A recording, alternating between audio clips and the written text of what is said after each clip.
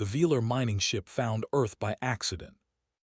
It was a small vessel, built for scanning asteroids and collecting rare minerals from dead worlds. The crew of 6 had been working in the outer edges of an unknown star system when their sensors detected something strange.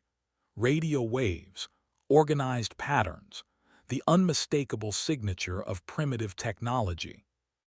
The captain, a tall creature with gray skin and 4 eyes, checked the data 3 times before believing it. In 6,000 years, the Velar Empire had discovered hundreds of species. Most were simple animals. Some had built basic civilizations.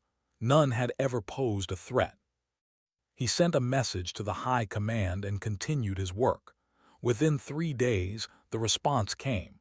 A subjugation fleet was being dispatched, standard protocol for primitive civilizations. Admiral received the alert at 3:47 hours, Earth time. He was sleeping in his quarters aboard the United Earth Defense Station, a massive structure orbiting between Earth and Mars. The station had been built 15 years ago, when humanity first developed faster-than-light travel. It was supposed to protect Earth from asteroids and monitor deep space. No one had ever imagined it would face an alien invasion. Was 54 years old. His hair was gray, his face lined with scars from battles fought long ago. He had served in the Pacific conflict, when 3 nations had fought over water rights in a dying ocean. He had commanded troops during the Mars Rebellion, when the colonies had demanded independence. He knew war. He understood what it meant to face an enemy that wanted to destroy everything you loved. But this was different. This was something no human had ever experienced. "Sir," his communications officer said as he entered the command center. Lieutenant Park Bin was young, barely 25, with sharp eyes and steady hands. "We're detecting 63 vessels emerging from Fold space. The largest is approximately 12 kilometers in length."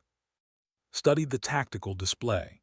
The alien ships were arranged in a perfect formation, spreading out like the petals of a flower, beautiful and deadly. "Our defensive capability?" he asked. 4 combat ships, sir. The S-Hammer, the S-Shield, the S-Sword, and the S-Arrow. Total crew complement of 800. We also have the station's weapons, but they were designed for asteroids, not warships. 4 ships against 63. Did the math in his head. It was not good math. "Any communication from the alien fleet?" Bin nodded. "They're broadcasting on all frequencies, sir. I've run it through our translation software. It's not good." She put the message on the main screen. The alien language had been converted to English text, though the grammar was strange and awkward. "Attention primitive species. You are now subjects of the Velar Empire. Your world will be CATALOGUED. Your population will be ASSIGNED labor DUTIES based on biological capability. Resistance is mathematically impossible. Surrender immediately." The command center went silent. Every officer stared at the screen, reading the words again and again. Some looked scared. Some looked angry. A few looked like they wanted to cry. Felt none of those things. He felt calm, almost peaceful. For the first time in his life, everything was simple. There were no politics, no complicated alliances, no arguments about territory or resources. There was only this moment, this choice. Surrender or fight. He thought about his daughter, living in Seoul with her husband and 2 children. He thought about the billions of people on Earth who had no idea what was happening above their heads. He thought about every war humans had ever fought, every struggle, every sacrifice. And he made his decision. "Lieutenant Park," he said quietly, "send a reply to the alien fleet. 1 word." Bin looked at him. "Sir." "No." The word echoed through the command center. Officers exchanged glances. Some smiled, some looked terrified, but no one objected. Bin transmitted the message. On the flagship of the Velar subjugation fleet, Commander received the human response with confusion. He had overseen the conquest of 17 worlds. Every single one had surrendered when faced with superior force. It was logical. It was survival. He consulted his tactical advisor, a younger officer named. What does this mean? Do they not understand our capabilities? Check the data. Their technology is primitive, Commander. They have only recently developed fold space travel. Their weapons are nuclear-based, banned under the Orion Accords for over 4,000 years. They cannot possibly believe they can win. Then why refuse? Had no answer. Ordered the fleet to advance. Perhaps a show of force would convince the primitives to reconsider. Perhaps they simply needed to see the reality of their situation. The Velar fleet moved toward Earth at full speed. Admiral watched them come. His 4 ships were positioned in a defensive line, spread out to cover as much space as possible. It was a hopeless formation. Any competent tactician could see that the humans would be overwhelmed in minutes, but was not planning to fight a conventional battle. All ships, he ordered, prepare nuclear missiles. Target the lead vessels in the alien formation. Fire on my command. The S-Hammer's captain, a woman named Young, responded immediately. Sir, our missiles are designed for surface bombardment. We've never tested them against shielded spacecraft. Then this will be a test, replied. Aim for their engines. If we can disable their propulsion, we can slow their advance. And then what, sir? Smiled grimly. Then we make them pay for every kilometer they travel. The first human missiles launched 17 minutes later. 12 warheads, each carrying enough nuclear material to destroy a city, streaked through the void toward the alien fleet. The Velar saw them coming. Their sensors tracked the primitive weapons easily. Commander almost laughed. Nuclear missiles, against Velar shields. It was like throwing rocks at a starship. He ordered his point defense systems to intercept the missiles. Standard protocol, simple and efficient. But something strange happened. The human missiles were not following predictable paths. They were weaving, changing direction, splitting into smaller warheads that scattered across space. The Velar tracking systems struggled to keep up. They had been designed to intercept orderly attacks, not chaotic swarms. 8 missiles were destroyed, 4 got through. The first warhead struck the Velar cruiser Magnificent at 4:12 hours. The nuclear explosion was small by galactic standards, barely enough to scratch modern armor. But the radiation was something else entirely. No species in the Velar Empire had used nuclear weapons in 4,000 years. They had moved beyond such primitive technology. Their shields were designed to block energy weapons, kinetic projectiles, plasma bursts. They were not designed to block radiation. The crew of the Magnificent died within seconds. Their bodies, evolved over to be perfect and efficient, had no resistance to radioactive contamination. The ship continued forward, its systems still functioning, but every living creature aboard was dead. Commander watched in horror as 3 more of his ships went silent. The nuclear weapons had not destroyed them. The radiation had killed everyone inside. Impossible, whispered. This is impossible. Said nothing. He was staring at the tactical display, watching the 4 tiny human ships moving to attack his crippled vessels. They were broadcasting a new message, one that needed no translation. They were playing music. Strange, primitive music with heavy drums and screaming voices. Later, Velar scholars would identify it as something called rock and roll. The humans struck the disabled ships with everything they had. Missiles, kinetic rounds, even physical ramming attacks. 2 human vessels were destroyed in the assault, but when it was over, 9 Velar ships were gone. 9 ships, 400 years of construction, 6,000 crew members. Destroyed by a species that had discovered fire less than 1,000,000 years ago. Admiral surveyed the aftermath from his station. He had lost 2 ships and 300 good people. The alien fleet was still overwhelming, still capable of crushing Earth's defenses in hours. But they had hurt them. For the first time in 6,000 years, the Velar had been hurt. "Send another message to Earth," ordered. "Tell them what happened here. Tell them we fought back. Tell them." He paused, searching for the right words. "Tell them we're not done yet." Lieutenant Park Bin transmitted the message with tears in her eyes. She did not know if humanity would survive this war. She did not know if she would live to see another day. But she knew one thing for certain. The universe would remember what happened here. The universe would remember that when faced with impossible odds, humanity had chosen to fight. And that choice would change everything. The news reached the Velar High Council before the sun rose over their capital city. High Arbiter, the eldest and most powerful of the ruling caste, woke to find his advisors standing at the foot of his bed. Their faces were pale. Their hands were shaking. In 300 years of life, he had never seen them so afraid. "What has happened?" he asked. They showed him. Watched the recording in silence. 9 ships destroyed. 9 crews dead. Not in a battle against a rival empire.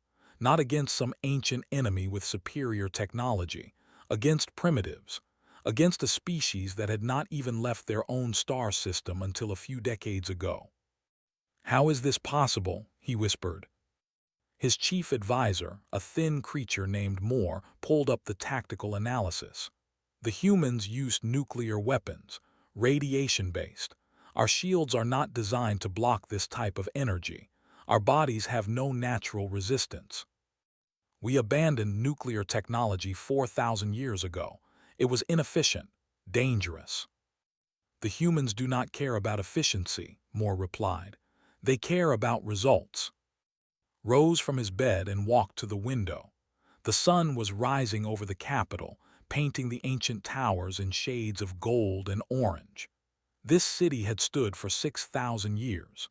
The Velar Empire had never lost a war, never faced a true threat to their existence. Until now. "Tell me about these humans," he said. "Everything we know."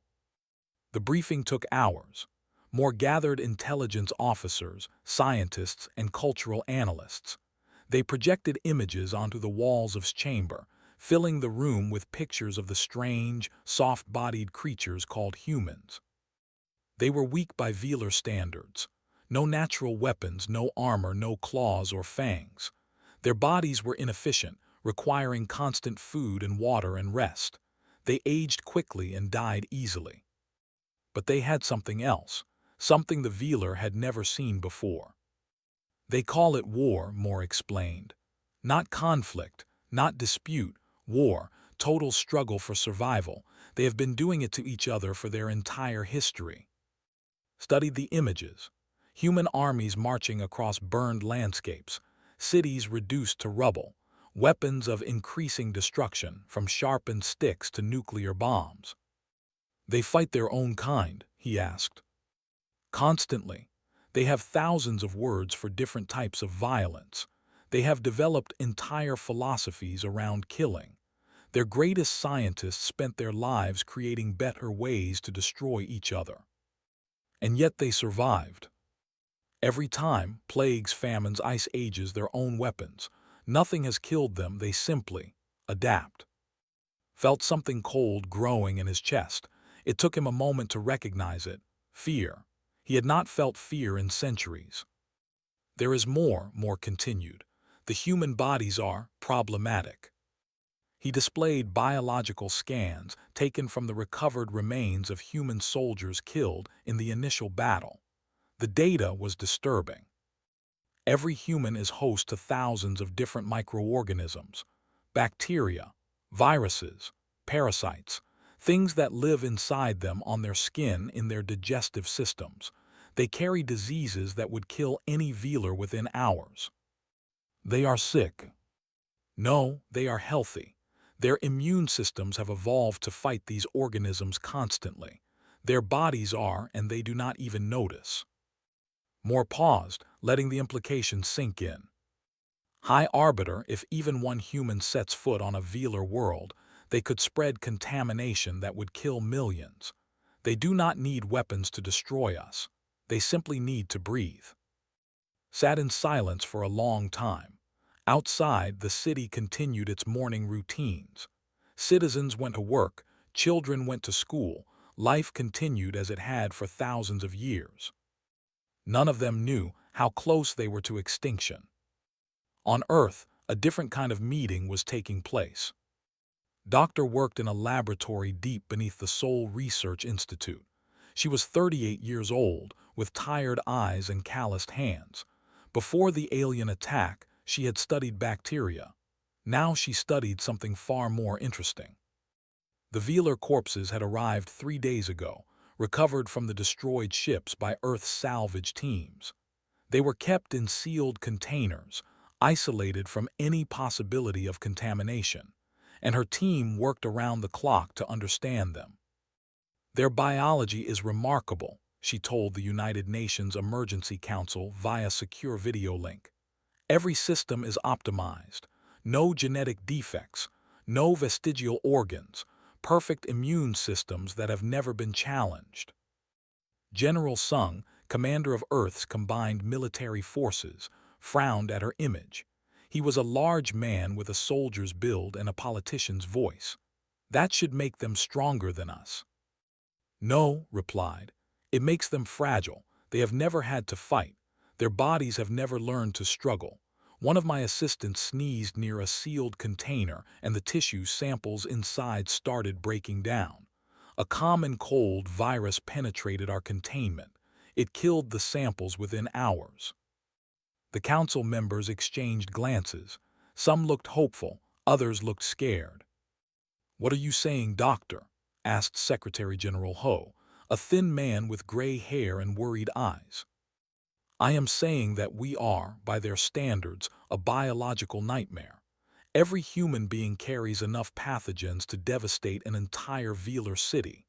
We are walking weapons of mass destruction, and we did not even know it." General smiled slowly. It was not a pleasant smile. "So we're not just fighting back, we're contagious." "More than that," continued.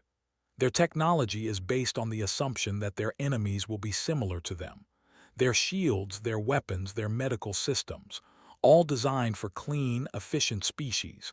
Not for us. Not for creatures that evolved in mud and blood and disease." She pulled up another image, a comparison chart showing Velar and human biological systems. The differences were striking. They are faster than us, stronger in some ways. Their technology is thousands of years ahead of ours, but they have one critical weakness. They have never faced an enemy like us, an enemy that refuses to die cleanly, an enemy that makes every battlefield a contaminated zone. General leaned forward. "How do we use this?" "We study them, learn their weaknesses, find ways to exploit their perfect biology." Paused. "But there is something else, something that worries me." "What?" "They will adapt. They are not stupid. Once they understand what we are, they will develop countermeasures, sealed suits, decontamination systems, medical treatments. We have a window of opportunity, but it will not last forever."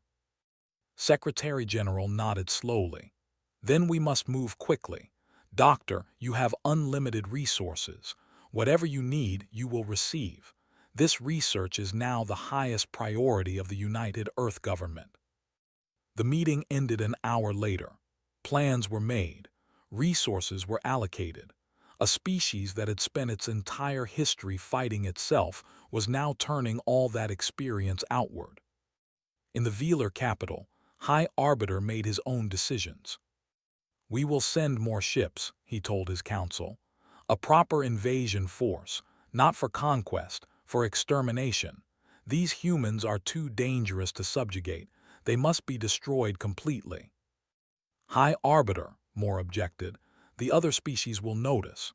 The Orion Accords prohibit extinction campaigns against sentient species." "The Orion Accords were written for civilized beings. These creatures are not civilized. They are a threat to every life form in the galaxy. We will present them as such to the Council of Species." "And if the Council disagrees?" turned to face his advisor. His 4 eyes were cold and hard.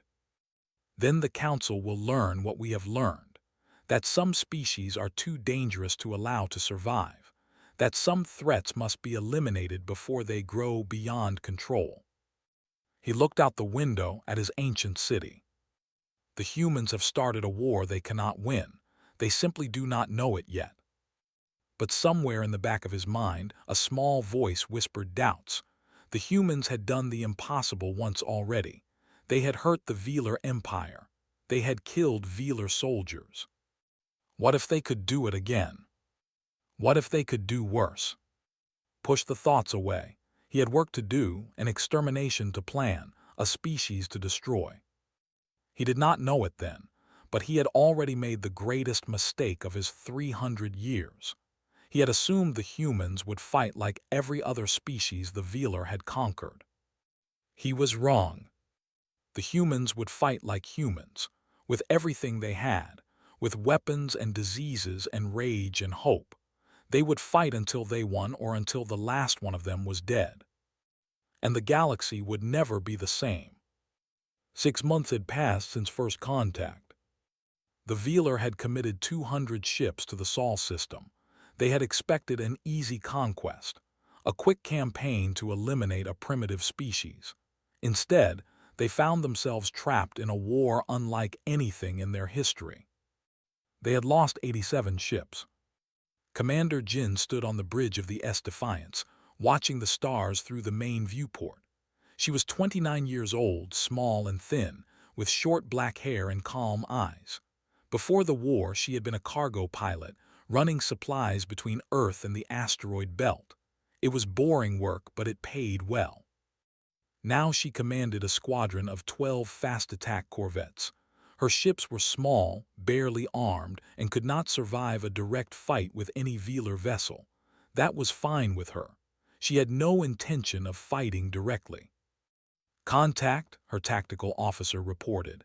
Ensign Lee Sung-ho was barely 23, fresh from the academy. He had learned more in 6 months of war than most officers learned in a lifetime. Velar supply convoy, 14 transports, 2 escort frigates.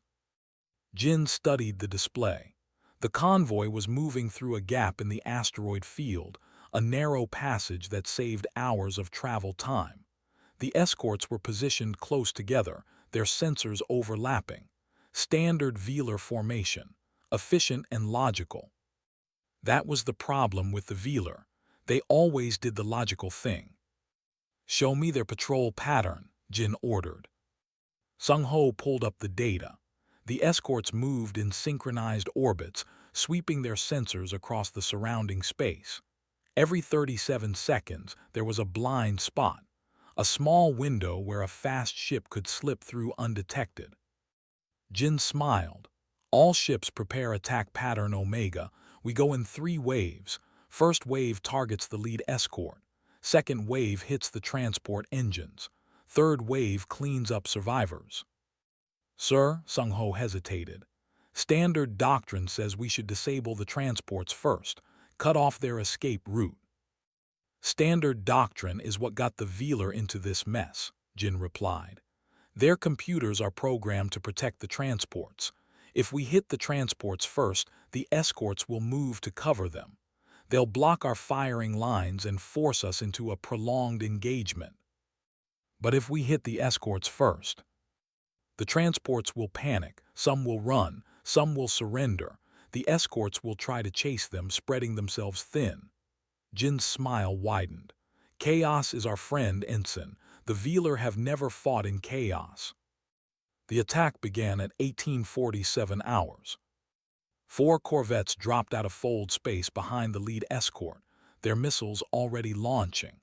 The Velar frigate never had a chance to react.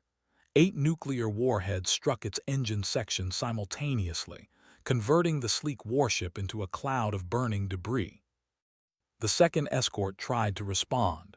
It turned toward the attackers, its weapons systems charging. But Jin had anticipated this. Her second wave was already in position, racing toward the transports from a completely different angle.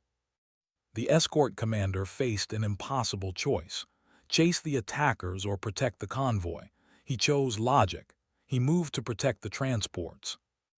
Jin's third wave appeared behind him and tore his ship apart.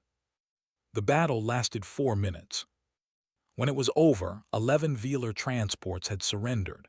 Their crews were taken prisoner, their cargoes seized. 3 transports had tried to escape. Jin let them go. Why? Sung-ho asked. We could have caught them. Because they'll report what happened, Jin explained. They'll tell their commanders that a small human squadron destroyed their escorts and captured their convoy without losing a single ship. They'll spread fear. She looked out at the drifting wreckage. The Velar don't understand fear. They've never had to.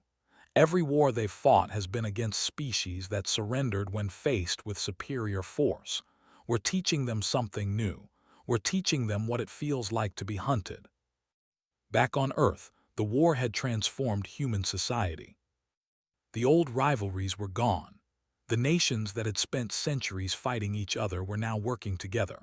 The Soul Accords, signed by every government on the planet, created a unified command structure. All military forces answered to a single authority. All resources were directed toward a single goal: survival. General Sung stood in the command center of United Earth Defense, a massive facility built beneath the mountains of Korea.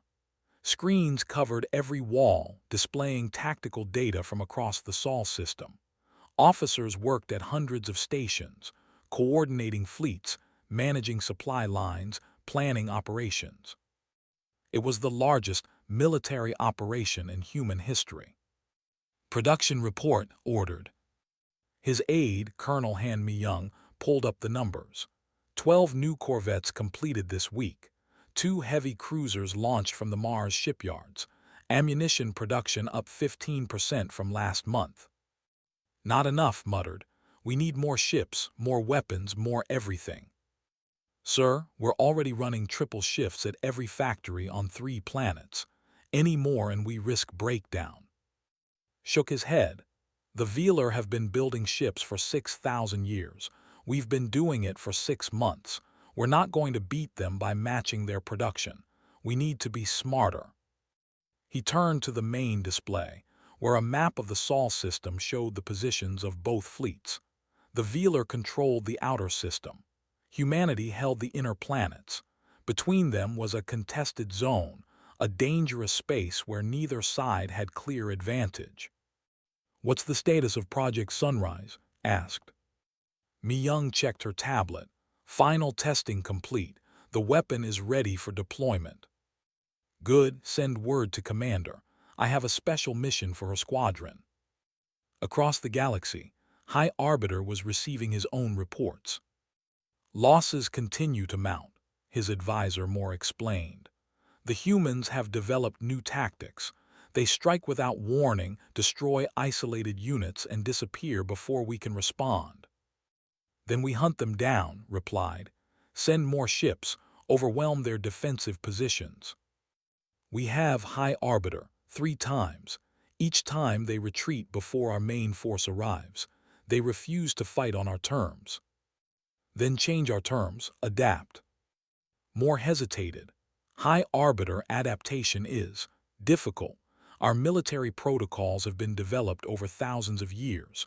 They are based on mathematical models, proven tactics, logical responses. The humans do not follow logic. They do things that make no sense. Give me an example. Moore pulled up a recording. It showed a human corvette, badly damaged, its engines failing. Instead of surrendering or retreating, the ship had turned toward the nearest Velar cruiser and accelerated to maximum speed. The pilot knew he was going to die, Moore explained. His ship was destroyed, but he crashed into our cruiser at full velocity. The impact damaged critical systems. The cruiser had to withdraw for repairs. Stared at the recording. He sacrificed himself deliberately. Yes, and this is not isolated. We have documented 17 similar incidents. Human pilots destroying their own ships to damage ours. Ground troops detonating explosives while surrounded by our soldiers. captured prisoners attacking guards with their bare hands. Why, what do they gain? Moore's expression was troubled. They gain nothing tangible, but they inspire their fellow humans. Each sacrifice becomes a story, a legend. Their soldiers fight harder because they know others have died for them. Was silent for a long moment. They are insane, he finally said. Perhaps, or perhaps they understand something we do not. Perhaps they know that wars are not won by logic alone. Perhaps they know that the side willing to sacrifice everything is the side that cannot be defeated. The High Arbiter did not respond. He was thinking about the human pilots, the ones who chose death over surrender. He was thinking about what it would take to make someone do that. What kind of culture, what kind of history, what kind of soul? For the first time, he wondered if the Velar Empire had made a terrible mistake, not just in attacking Earth, but in underestimating what humans were capable of. Because the truth was becoming clear. The humans were not fighting to survive. They were fighting to win, and they were willing to pay any price, make any sacrifice, endure any suffering to achieve that goal. The Velar had started this war thinking they were the hunters. They were beginning to realize they might be the prey. In her quarters aboard the Defiance, Commander Jin read the new orders from General, Project Sunrise, a weapon so devastating that even the scientists who created it were afraid of it. She understood why the general had chosen her for this mission. She was good at impossible tasks. She was good at making the Velar afraid. Set course for the staging area, she ordered her crew. We have a new target. Sung-Ho looked at the coordinates. Sir, that's deep in enemy territory, behind their main defensive line. I know. The chances of survival are. I know. Jin's voice was calm, almost gentle. But this is the mission. This is how we win. She looked out at the stars, at the vast darkness that surrounded their tiny ship. Somewhere out there, the Velar were waiting, confident in their superiority, certain of their victory. They had no idea what was coming. None of them did. 1 year after first contact, the Velar Empire faced something unprecedented. They were losing. High Arbiter stood before the Council of Species in the Great Chamber on Velar Prime. Representatives from all 12 member races filled the ancient hall. The tall and elegant with skin like polished copper. The massive and powerful covered in natural armor. The beings of living crystal that sang when they spoke.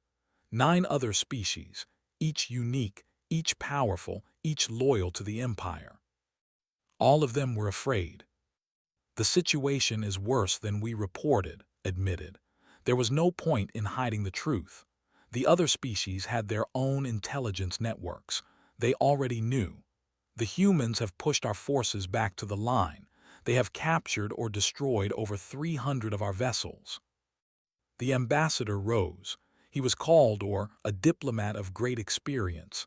His voice was calm, but his hands trembled. How many ships do the humans have now? 62 combat vessels, all constructed within the past year.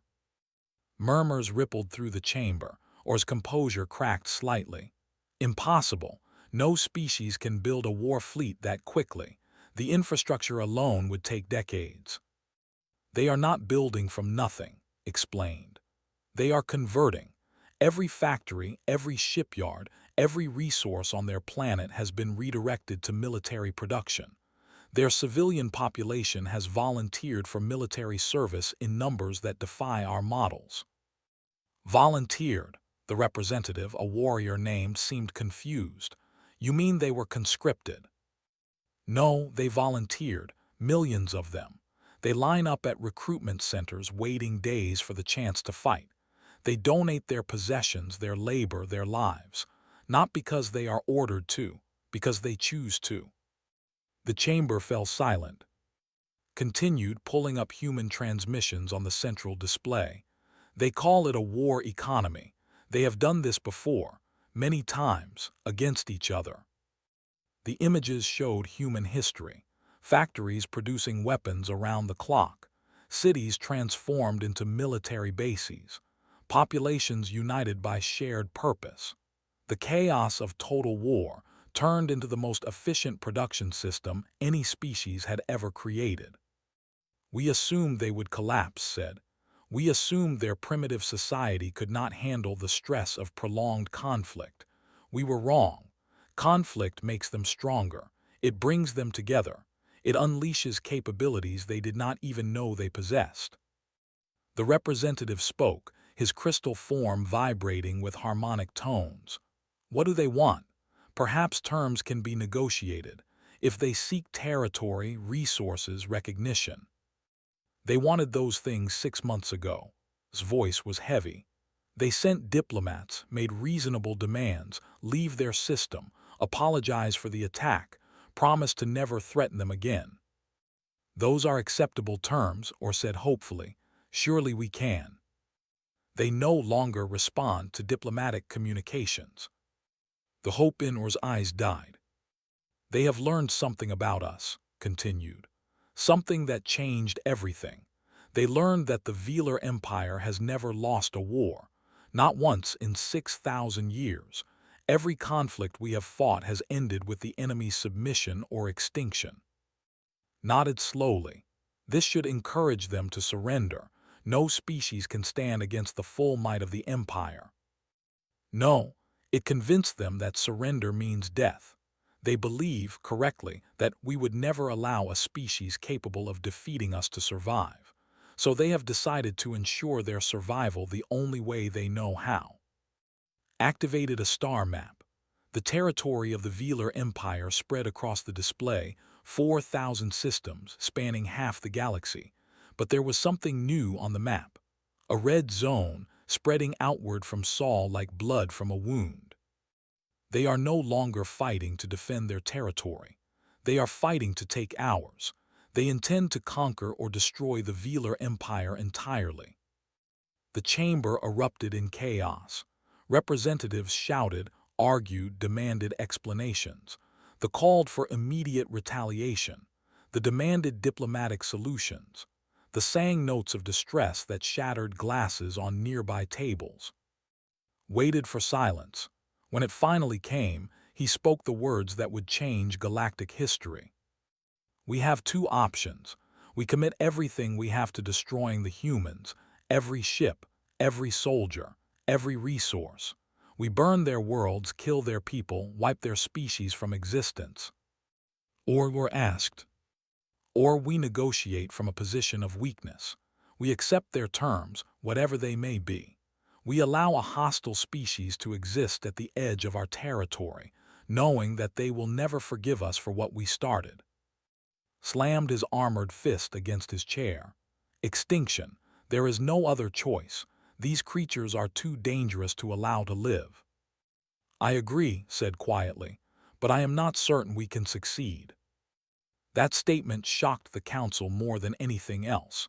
The Velar Empire had never doubted its ability to destroy an enemy. The possibility of failure was unthinkable. "Explain," the representative demanded. "We have lost 300 ships trying to conquer one system. They have 62 ships and the industrial capacity to build more. They have weapons we do not understand, tactics we cannot predict, and soldiers who would rather die than surrender." Looked around the chamber, meeting the eyes of every representative.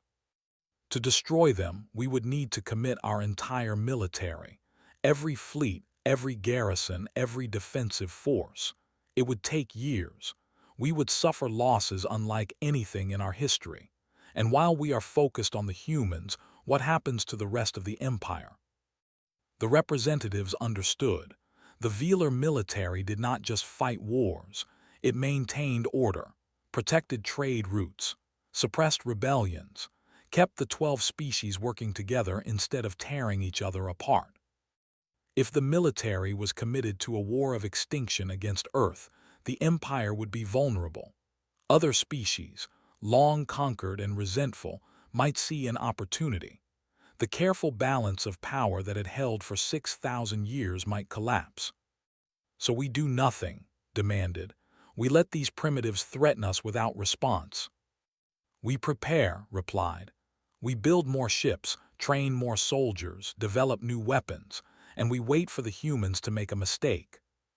What if they don't make a mistake? Had no answer. On Earth, the mood was very different. Commander Jin returned from her mission behind enemy lines with 11 ships and a message. Project Sunrise was a success. The Velar staging area had been destroyed, along with 37 warships and enough supplies to keep the enemy offensive running for months. General Sung promoted her to admiral and gave her command of the new First Strike Fleet. 12 heavy cruisers, 40 corvettes, and the most advanced weapons human science could create. We're not defending anymore, told her in a private meeting. We're attacking. The Velar think they can wait us out. They think time is on their side. We need to show them how wrong they are. Jin studied the tactical plans. Targets deep in enemy space. Supply lines, communication relays, defensive positions. Hit and run attacks designed to spread fear and confusion. This will work for a while, she said, but eventually they'll adapt. They'll learn our tactics, counter our weapons. We need something bigger. Such as? Jin hesitated. What she was about to suggest was extreme, even by human standards. We attack Velar Prime, their home world, their capital. Stared at her. That's suicide. Their entire fleet will converge to defend it. Exactly, which means they won't be defending anything else. Jin leaned forward. Right now, the Velar Empire is held together by fear. Fear of the military, fear of punishment, fear of what happens to species that disobey. If we attack their capital, if we prove that even their most protected world is vulnerable, that fear disappears. And is replaced by what? Hope. The other species in their empire will see that the Velar can be hurt. They'll see that there's another option besides submission. Some will rebel. Some will defect. The empire will tear itself apart. Was quiet for a long time. Through the window of his office, he could see the earth, blue and green and beautiful, the home of 8 billion people who were counting on him to keep them safe. How many ships will we lose? He asked. Many, maybe most, but we would win. You're certain? Jin shook her head. No, I'm never certain. War doesn't work that way, but I believe this is our best chance, maybe our only chance. Looked at the tactical plans one more time. The risks were enormous. The cost would be terrible, but if it worked, if they could break the Velar Empire from within. How long do you need to prepare? Jin smiled. It was a fierce smile, hungry and determined. Give me 6 months, then we end this war. Nodded slowly. You'll have your ships, your weapons, everything we can give you. He extended his hand. Jin took it. Good luck, Admiral. Luck has nothing to do with it, Jin replied. This is about will. The side that wants victory more will win, and nobody wants it more than us. She turned and walked out of the office, already planning, already preparing. In 6 months, she would launch the most audacious military operation in human history. In 6 months, she would show the galaxy what humanity was capable of. In 6 months, everything would change. 2 years after the war began, humanity struck at the heart of the Velar Empire. Admiral O'Jun stood on the bridge of the S Victory, flagship of the First Expeditionary Fleet. He was 61 years old, with gray hair and deep wrinkles around his eyes. He had spent his entire adult life preparing for war, training soldiers, building strategies, waiting for a conflict that everyone hoped would never come. Now it was here, and everything depended on what happened in the next 18 hours. Final count, he ordered. His executive officer, Commander Shin Bai, checked the displays. She was 35, tall and calm, with the kind of quiet confidence that made other officers trust her completely. 42 warships, sir, 12 troop carriers, total crew complement of 15,000, all vessels report ready for jump.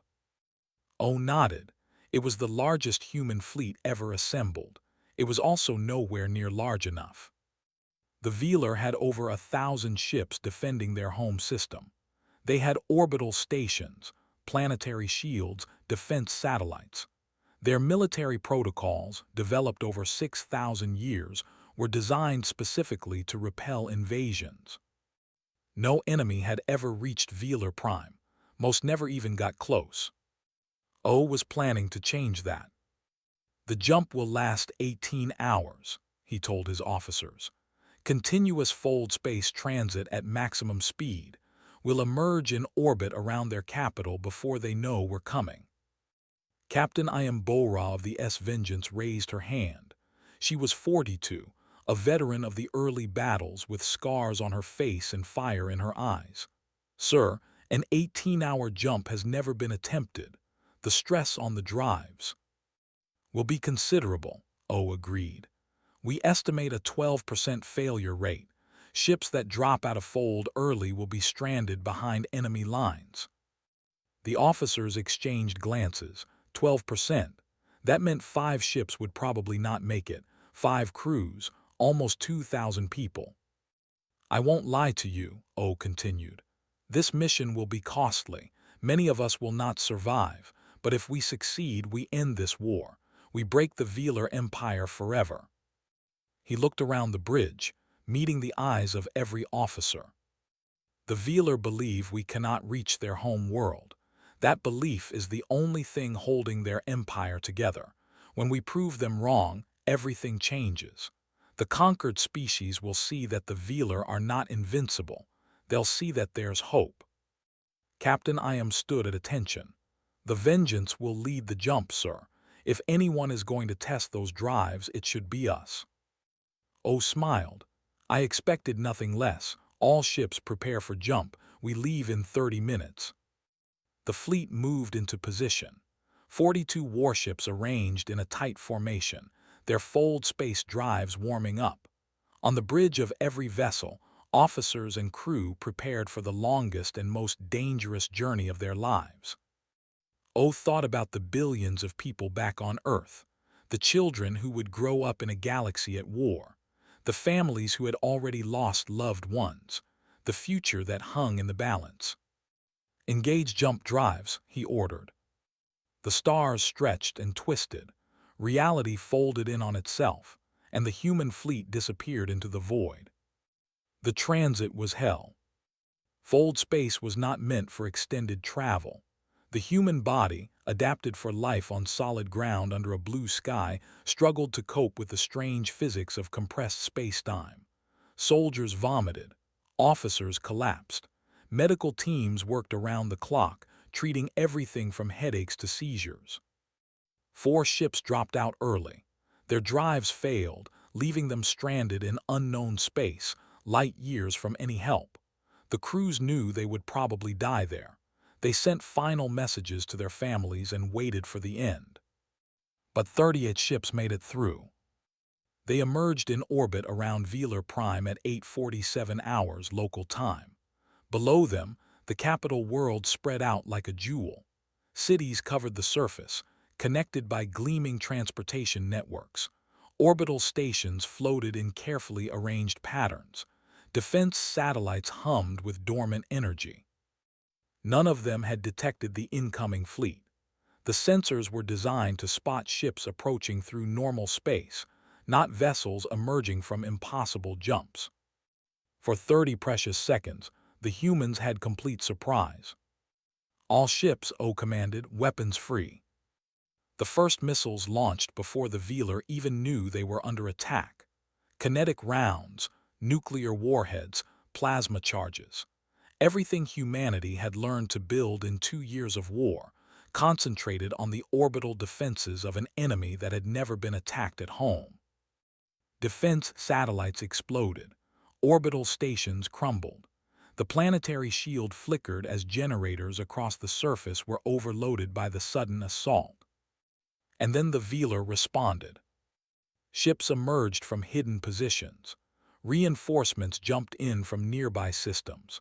Within an hour, the human fleet was outnumbered 5-1 and fighting for survival. But they held. Captain Iambora led the Vengeance into the heart of the enemy formation, her weapons firing constantly, her crew fighting with desperate determination. She lost her ship 3 hours into the battle, destroyed by concentrated fire from 4 Velar cruisers, but she took 2 of them with her. Commander Shin Bai assumed command of the fleet when Admiral O was injured by a hull breach. She held the formation together, directing ships, coordinating attacks, keeping the pressure on the enemy. On the planet's surface, human soldiers were landing. Transport ships, escorted by fighter craft, delivered troops to key installations. The fighting was brutal. The Velar had never experienced ground combat on their home world. They had no protocols, no training, no experience fighting in their own streets. The humans had plenty. High Arbiter watched from his council chamber as his world burned. Reports flooded in from across the planet. Military bases overrun. Communication networks destroyed. Civilian populations in panic. "Contact the human fleet," he ordered. "Tell them we surrender." His advisor more hesitated. "High Arbiter, our protocols. Our protocols are for wars we can win. This is not one of them." The message was sent. For 3 agonizing hours, there was no response. The fighting continued. More Velar ships were destroyed. More human soldiers landed. The greatest empire in galactic history was being torn apart by a species that had discovered fire less than 1,000,000 years ago. Then Admiral Ojun's face appeared on screen. The human looked terrible. His uniform was torn. Blood covered half his face from a wound above his eye. Behind him, his bridge was filled with smoke and damage, but his eyes were clear, alert, alive. "You surrender," O said. "It was not a question." "Unconditionally," replied. "Name your terms." O studied the alien for a long moment. "I'm told you've never lost a war, that every enemy you've faced has been either enslaved or exterminated." "That is accurate." "Then you understand why my government isn't inclined to accept your surrender." Felt his heart stop. "Admiral, if you're suggesting genocide—" "I'm not suggesting anything. I'm telling you what happens next." O leaned forward, his voice hardening. "You're going to disarm completely. Every warship, every weapon, every military installation. Then you're going to pay reparations, resources, technology, everything we demand." "And if we refuse?" O's expression didn't change. "Then I finish what I started. Your planet burns. Your species dies. Your empire becomes a memory." He paused. "You have 12 species in this coalition, High Arbiter. I have enough ammunition for all of them." The transmission ended. Sat in silence. Outside, explosions lit up the sky. Human soldiers were moving through the streets of the capital. The empire that had stood for 6,000 years was crumbling around him. He had no choice. "Prepare the surrender documents," he told Moore. "All forces are to stand down immediately. The war is over." Moore nodded slowly. His face was pale, his hands shaking. "What have we done? What have we started?" "We started nothing," replied. "They started nothing. This was always going to happen. A species like that, evolving on a world like that, they were always going to reach the stars. They were always going to fight." He looked out the window at his burning city. "We simply had the misfortune to be in their way." On the bridge of the Victory, Admiral Ojun slumped in his chair. The wound on his head was serious. He was losing blood. Medical teams were already rushing toward him. But he was smiling. "Send a message to Earth," he said quietly. Tell them we won." Commander Shin Bai transmitted the message. Across the fleet, crew members began to cheer. Some cried. Some embraced each other. Some simply stood in silence, unable to believe what they had accomplished. 38 ships, 15,000 soldiers, against an empire that had ruled the galaxy for 6,000 years. And humanity had won. Ojun closed his eyes. He thought about his daughter back on Earth. He thought about the future she would have now, a future of peace, of safety, of hope. It was worth it, he decided, every sacrifice, every loss, every moment of pain and fear. It was all worth it. The war was over, humanity had survived, and the galaxy would never be the same.